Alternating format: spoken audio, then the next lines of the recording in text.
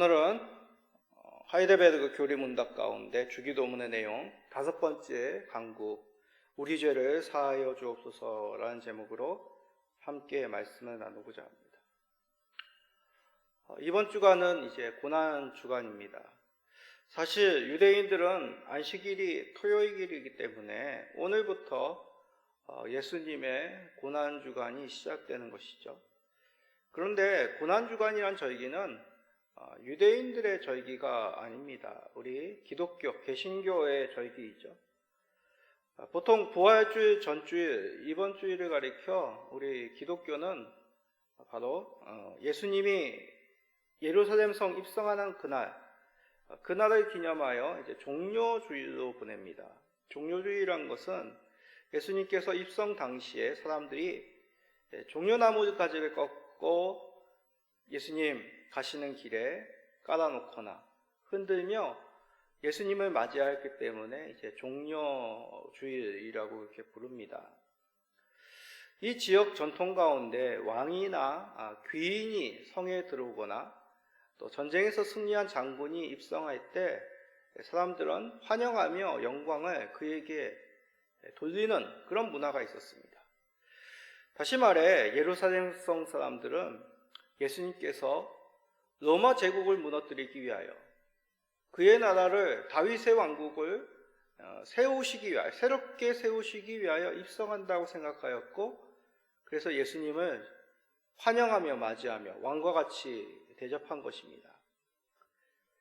그러나 예수님은 이 땅에 속한 나라를 세우시기 위하여 오신 분이 아니시죠. 하나님 나라를 완성하시기 위해서 오신 메시아이십니다. 우리가 하이델베르그 교리문답 가운데 주기도문을 살펴보고 있습니다. 우리가 몇 주간에 걸쳐 살펴보았지만 하늘에 계신 하나님 아버지께 마땅히 올려야 할 기도 제목, 기도의 내용을 우리가 배우고 있습니다. 그 내용 속에는 하나님 아버지 이름이 거룩히 여김을 받고 하늘나라가 이 땅에 세워져 그의 뜻인 하나님의 법이 온전히 실현되기를 주기도문 가운데 기도의 본을 쫓아 우리는 하나님 앞에 드려야 되는 것이죠. 하나님 나라를 이 땅에 세우기 위해 예수님께서는 십자가 속죄함을 이루셨습니다. 그것을 우리는 믿고 예수님을 영접하였죠. 그렇다면 예수님을 하나님 나라를 세우시기 위한 오신 메시아, 그렇게 믿는다면 우리에게 필요한 것이 무엇이겠습니까?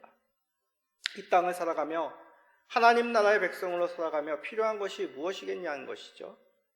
지난 시간에는 일용할 양식을 위해서 구해야 함을 배웠습니다. 하나님께서 우리를 인도하신 분임을 믿기에 감사함으로 그 필요한 것을 구해야 됩니다.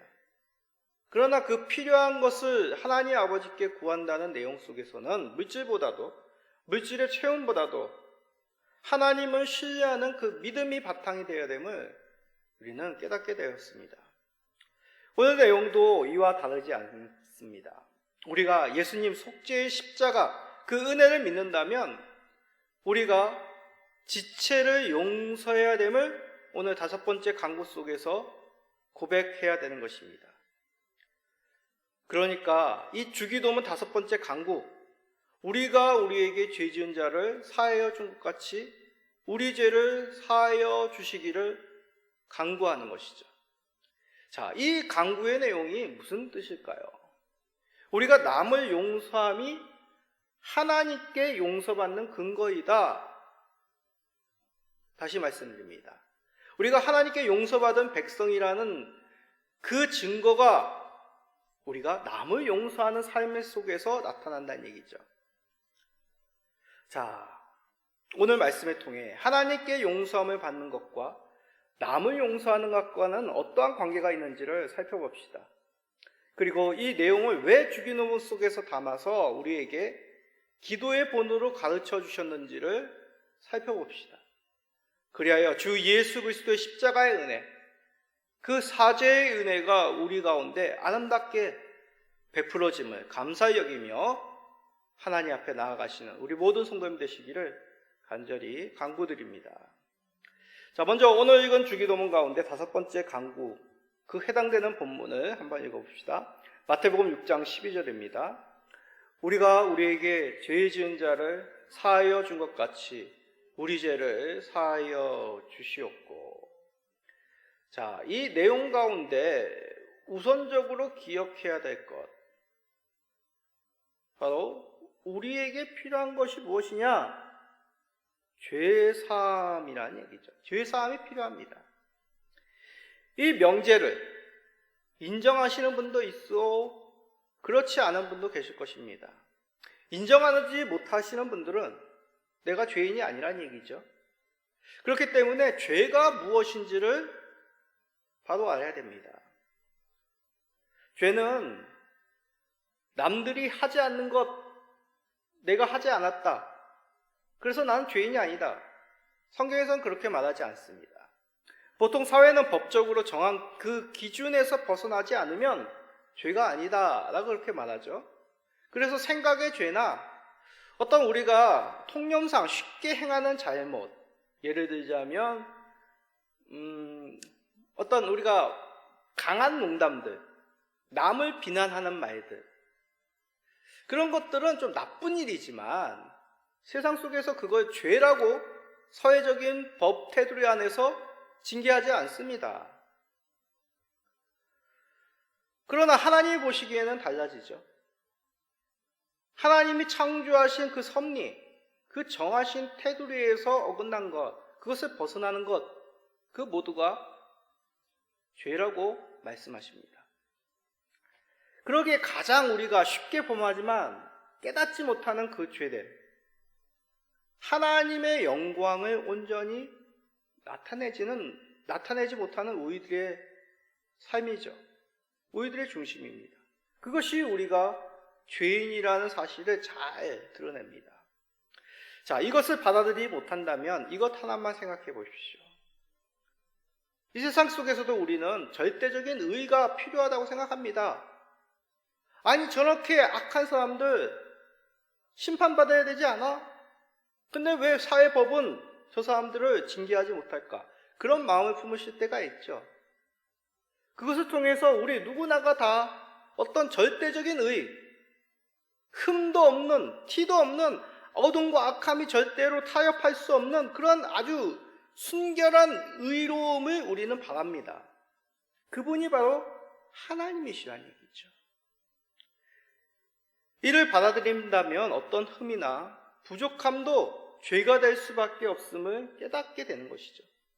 절대적인 의로움에 미치지 못하는 것, 그것이 바로 죄입니다. 그러기에 죄, 하말타라는 어떤 이 히브리어 속에는 하나님께서 정하신 그 관역에 이르지 못한다, 관역에 벗어나다, 하말티아, 그 가운데 포함이 되어 있습니다. 그 뜻이. 우리가 죄인이라는 사실을 인정하신 분들, 이분들에게는 한 가지 궁금하신 점이 이 주기도문을 읽으면서 생길 겁니다.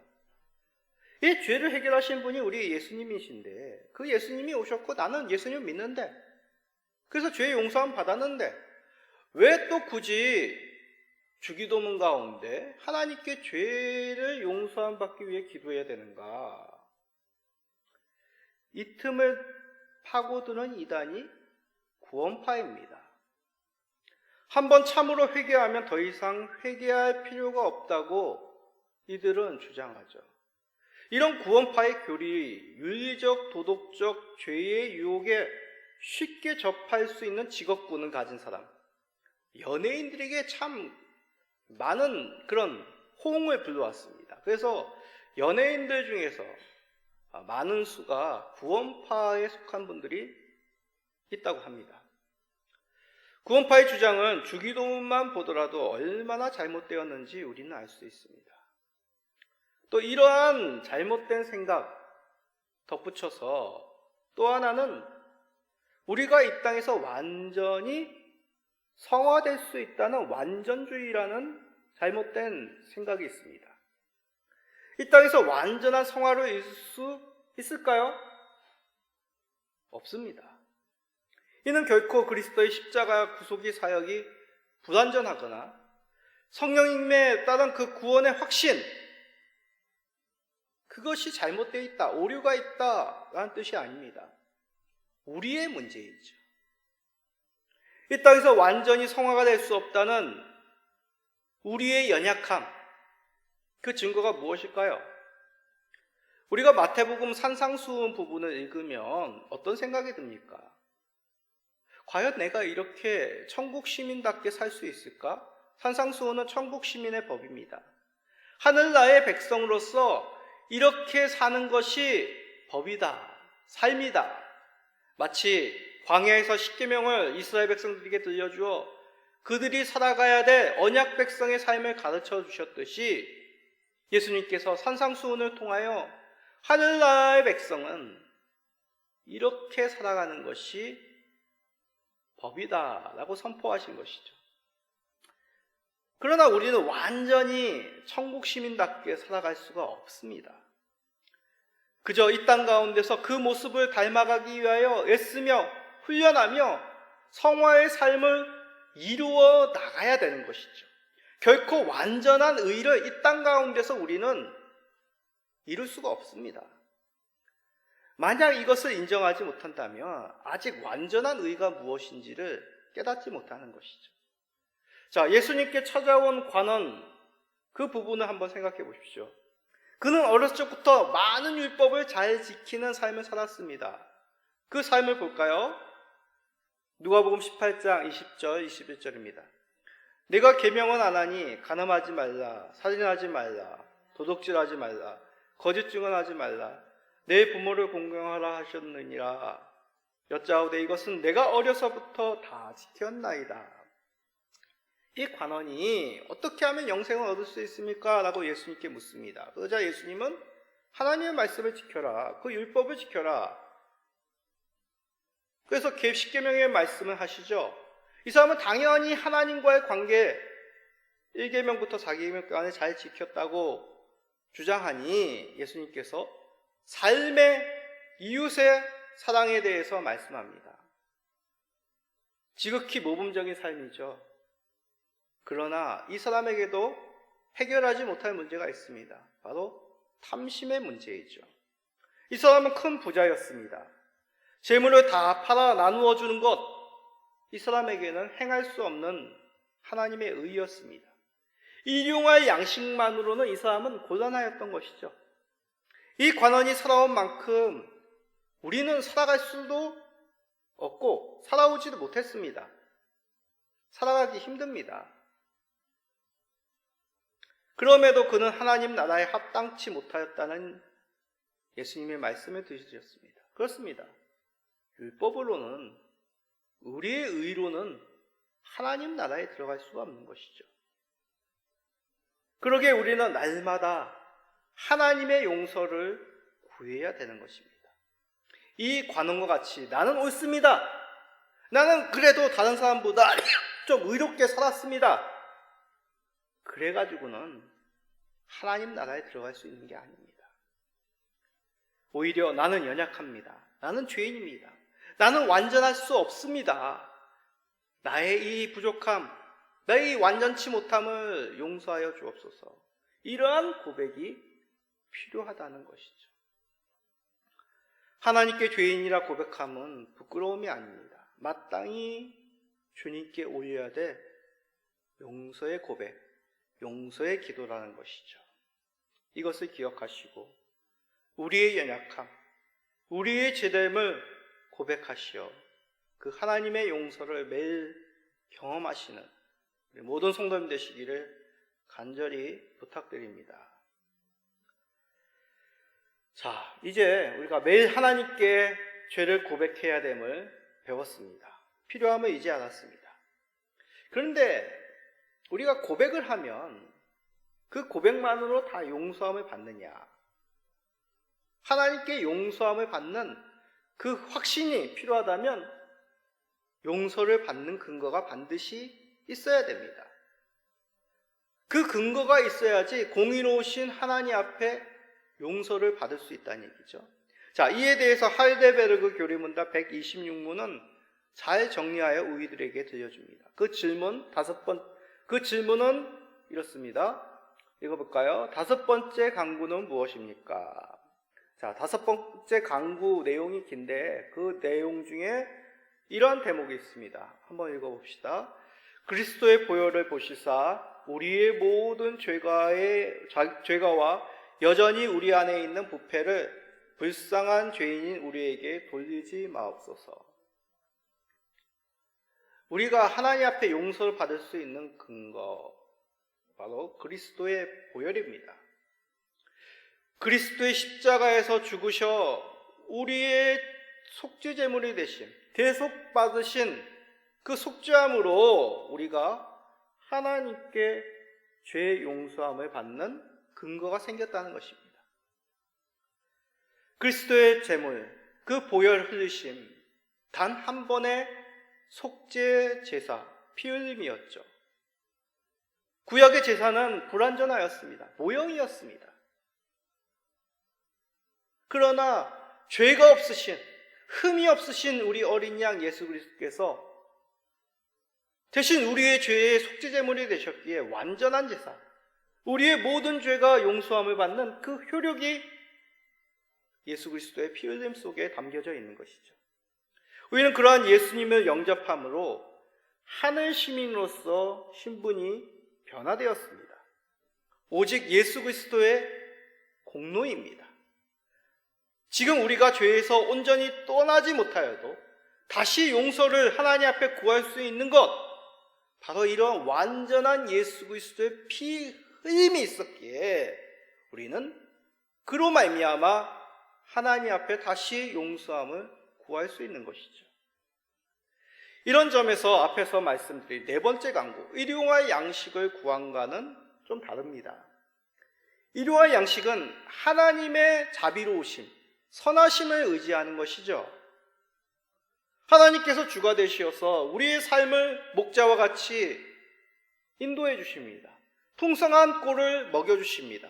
가장 좋은 것으로 우리에게 공급해 주시는 하나님, 그 풍성하신 선하신 그 하나님을 기대어서 우리는 일용할 양식을 구할 수가 있습니다.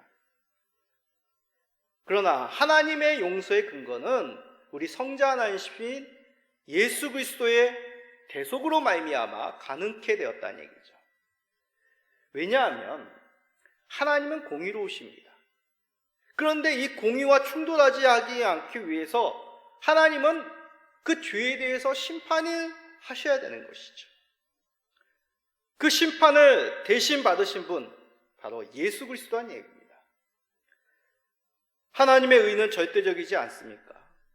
그 죄를 자복하는 그것만으로는 우리의 죄가 용서함을 받을 수 없습니다. 죄의 심판이 있어야지만 되는 것이죠. 그 심판을 우리 예수님께서 대신 받으셨다는 얘기입니다. 그리하여 십자가는 하나님의 의가 빚어낸 심판의 십자가요, 또한 하나님의 자비가 예수 그리스도로 말미암아 이루어진 그 용서의 십자가, 공의와 용서가, 공의와 사랑이 절묘하게 하나가 된 그 놀라운 은혜의 십자가입니다. 이에 대해서 바울 사도는 로마서를 통해 아주 잘 말씀하고 있습니다. 로마서 3장 25절입니다. 이 예수를 하나님이 그의 피로써 믿음으로 말미암는 화목제물로 세우셨으니 이는 하나님께서 길이 참으시는 중에 전에 지은 죄를 간과하심으로 자기의 의로우심을 나타내려 하십니다. 우리와 하나님과 어떤 관계라고요? 원수된 관계였습니다. 그러나 그리스도께서 화목제물이 되심으로 우리의 죄가를 넘기셨다는 얘기죠. 이 사실로 말미암아 우리는 겸손히 우리의 연약함을 인정하며 하나님 앞에 용서를 구하고 용서를 받을 수 있는 그 은혜의 길이 열렸다는 것입니다. 우리는 이것을 믿을 때 담대히 하나님 앞에 용서를 구하는 것이 옳다는 얘기죠. 우리의 의가 아닙니다. 하나님의 용서를 구하는 것, 그리스도의 대속의 십자가의 그 은혜를 의지하는 것이죠. 매일매일 그리스도의 십자가를 의지하는 것, 결코 그리스도의 대속의 은혜를 값싸게 여기는 것이 아닙니다. 더욱 절실히 은혜만이 아니고서는 살 수 없다는 예수 그리스도의 십자가의 공로만을 붙잡는 믿음이라 할 수 있습니다. 내가 십자가의 공로를 믿음으로 내 연약함을 고백하며 용서해 주기를, 이 주기도문을 통해 우리는 매일매일 하나님 앞에 간구할 수 있다는 것이죠. 이게 쉬운 일일까요? 우리가 살아가면서 남을 용서하기가 힘들 때가 많습니다. 상대방이 용서할 마음이 전혀 없으면 말해봤자 헛수고이기 때문에 용서를 구하지 않을 때도 있죠. 또 내 모습 자체가 겉으로는 남에게 용서를 구하는 것 같지만 그 사람이 볼 때는 그 중심으로 용서를 구하지 않는 모습으로 비칠 때도 있습니다.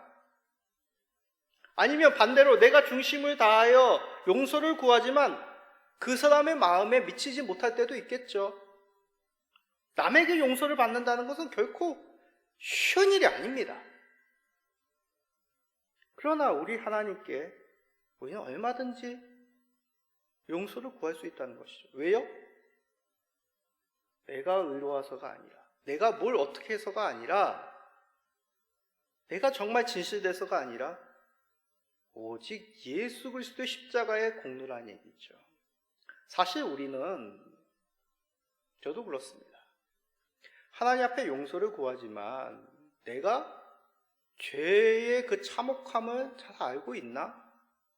내 스스로가 내 자신의 모습 속에서 참 중심을 다하여 하나님 앞에 죄를 자복하지 못할 때가 많은 것이죠. 의례껏 그냥 하나님이시니까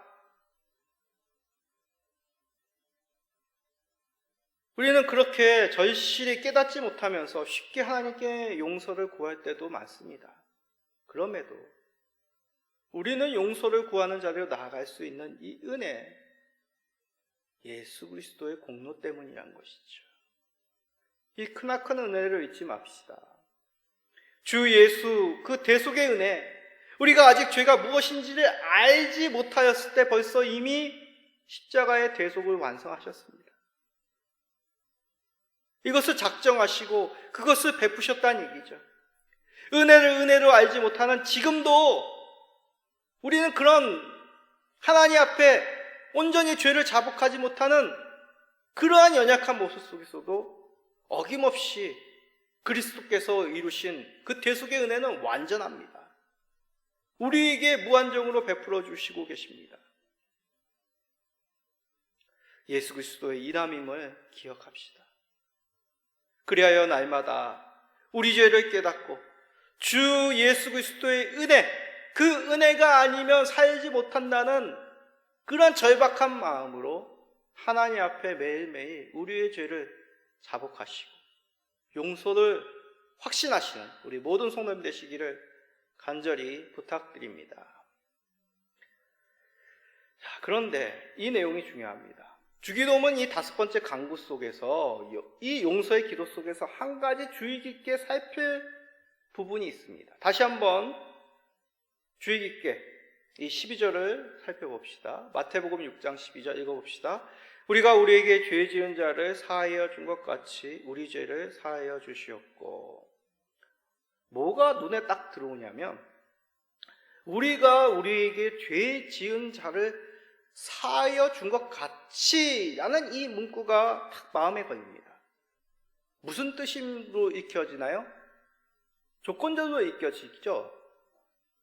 죄를 사해 주면 너도 사함을 받고 남의 죄를 사해 주지 못하면 너희도 사함을 받지 못한다. 그렇게 읽혀지죠. 사실 이런 표현은 유대적 표현 중에 강조하기 위한 그런 문학적인 유대적인 표현입니다. 한 가지 예를 들까요? 마태복음 5장 30절. 자, 읽어봅시다.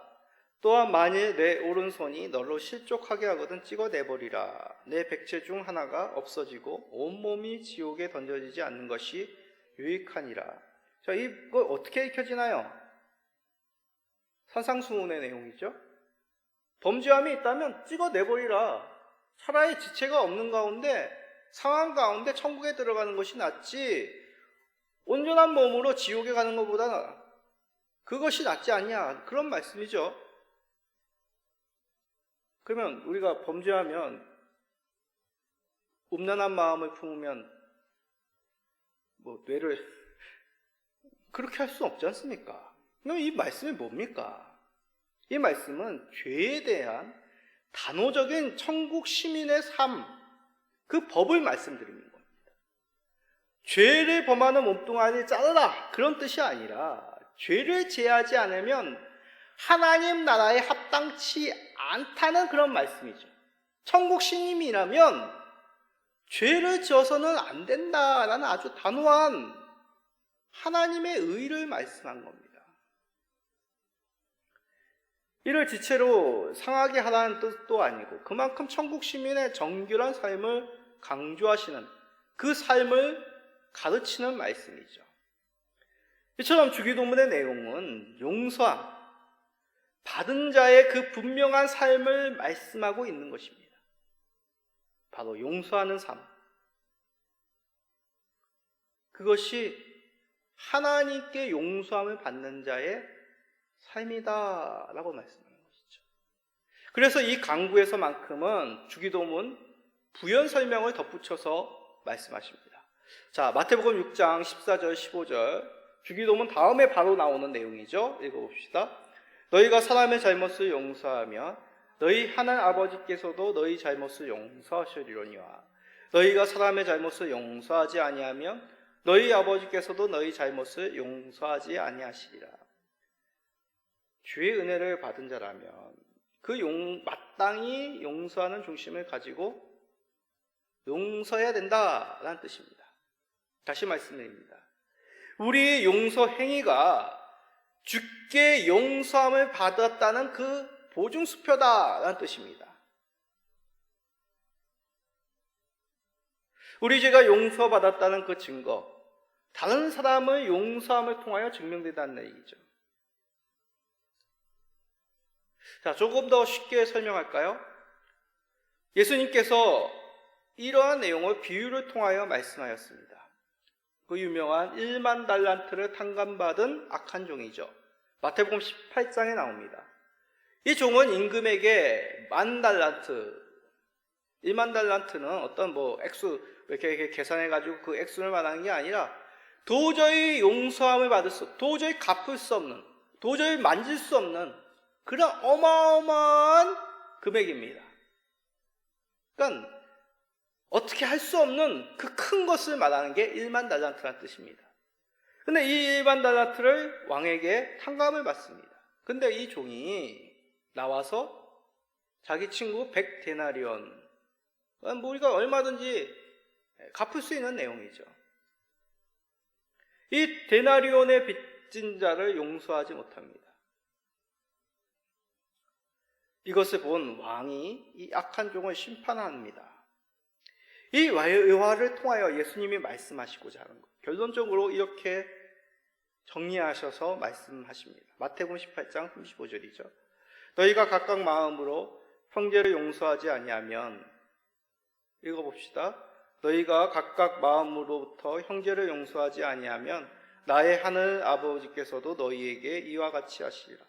큰 빚을 탕감받았으면 탕감받은 자답게 살아야 됩니다. 만약 그러지 못하면 갚을 수 없는 큰 빚을 탕감받지 못했다, 그 은혜를 알지 못한다는 거죠.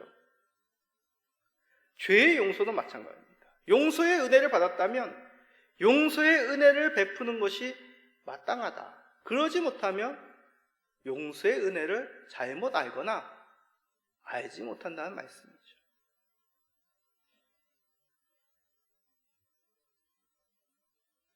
쉽지 않습니다. 원수 같은 사람을 어떻게 용서합니까? 세상은 이런 용서도 이용하려는 악한 사람도 있지 않습니까? 그런데 우리는 그 사람 보고 사는 거 아닙니다.